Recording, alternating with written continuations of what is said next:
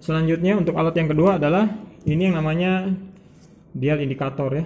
Dial indikator ini ada magnetnya, biasanya ini nanti ditempelkan ke besi, baru magnetnya nanti jadi dia tidak akan bergoyang kalau yang ada magnetnya ya. Jadi kita tempelkan ke komponen besi di kendaraan atau di sepeda motor, misalnya di shock absorbernya, di shock breakernya, jadi dia tidak akan jatuh begini ya. Dan ini untuk penyetel. Untuk penyetel mau posisinya yang enak bagaimana, dan ini juga bisa disetel. Yang terpenting adalah posisi yang akan diukur itu harus tegak lurus, nggak boleh miring begini ya, nggak boleh miring, harus tegak lurus. Fungsinya untuk apa? Ya ini bisa untuk mengukur kebulatan suatu poros. Ini sebagai contoh saja ya. Ini harusnya ada dudukan, nanti kita, nah misalnya ini seperti ini, nanti kita, nah ini nanti kelihatan dia bergerak berapa strip, tapi ini bukan dipegang dengan tangan, tapi harus ada dudukannya, jadi stabil. Jadi itu mengukur kebulatan suatu poros ya. Kemudian yang lain lagi bisa juga, misalnya mengukur kerataan suatu poros. Nanti kita goyang gerakan, biasanya nanti kelihatan dia itu melengkung atau lurus, atau kalau yang ini bisa saja dia ada yang cekung atau yang cembung ya, karena namanya poros yang bergerak atau bergesekan itu dia pasti akan mengalami perubahan jadi lonjong atau tidak bundar lagi ya. Harus ada masa penggantiannya kalau nanti kebulatannya sudah berkurang, atau kalau poros kerataannya sudah atau melengkung, misalnya poros gardan mobil nih melengkung, itu harus diganti. Poros gardan tuh yang di bawah mobil truk yang berputar. Nah ini contohnya mau mengukur misalnya kebulatan. Nah ini ya, misalnya mau mengukur kebulatan, ini harus disetel dulu.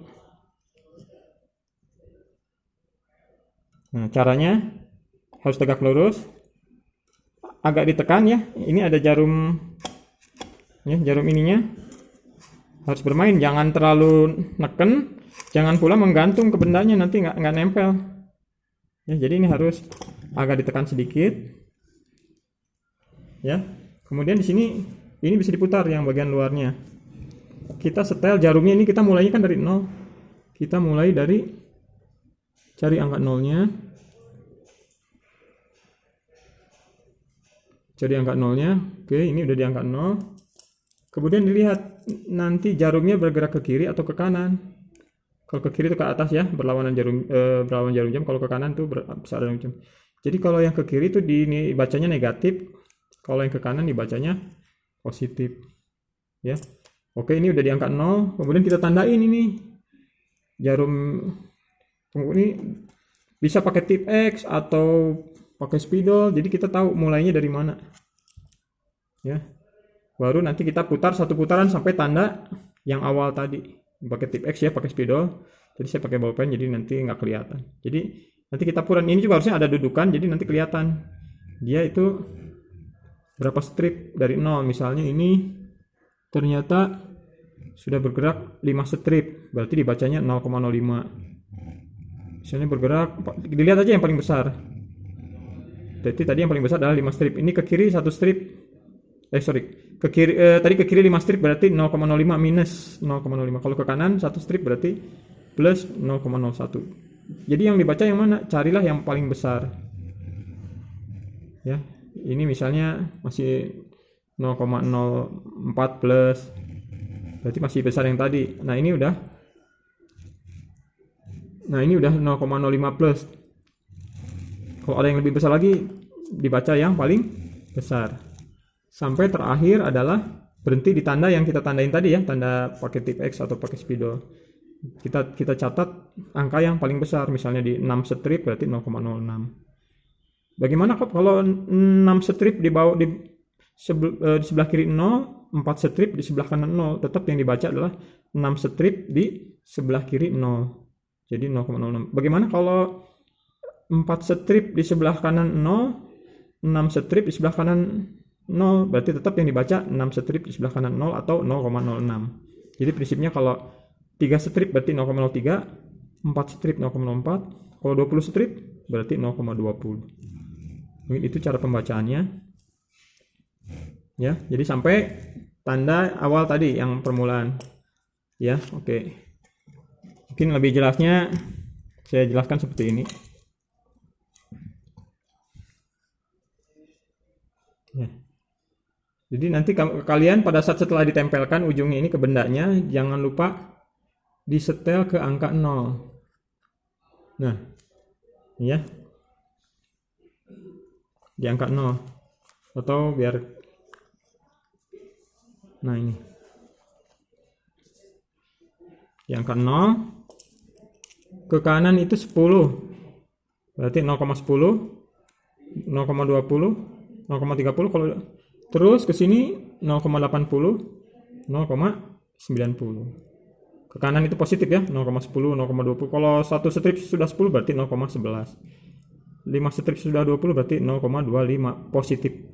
Bagaimana Pak kalau di sebelah kiri 0? Misalnya jarumnya, ini kan jarumnya kalau ke kanan ya. Kalau ke kanan. Kalau ke kiri, di sini ada di bawah 90 ya. Ini yang kan dari sini 10, 20, 30, 40, 50, 60, 90. Di bawah angka 90 ada 10 merah, di bawah 80 ada 20 merah atau angka yang kecil, di bawah 70 ada 30. Berarti kalau ke kiri yang dibaca bukan yang 90 tapi yang kecil, yang 10. Berarti 0,10 minus. Ini di bawah angka 80 ada angka 20, berarti minus 0,20 bila jarumnya bergerak ke kiri.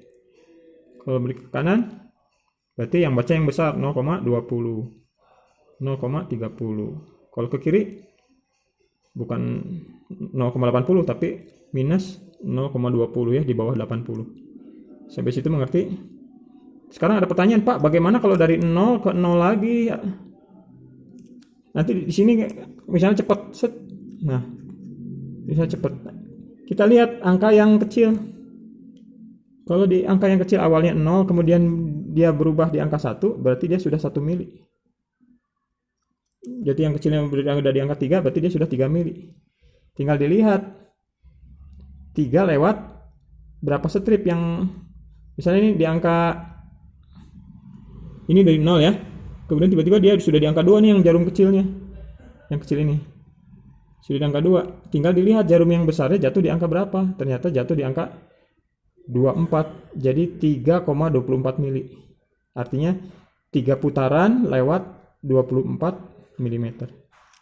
Mungkin itu saja review mengenai dial indikator. Jadi ini bisa mengukur keolengan, misalnya di rem cakram ya, atau keolengan di flywheel kalau di mobil, atau di pelek kalau di motor ya, atau bisa mengukur kerataan suatu poros ya, caranya digeserkan, atau mengukur kebulatan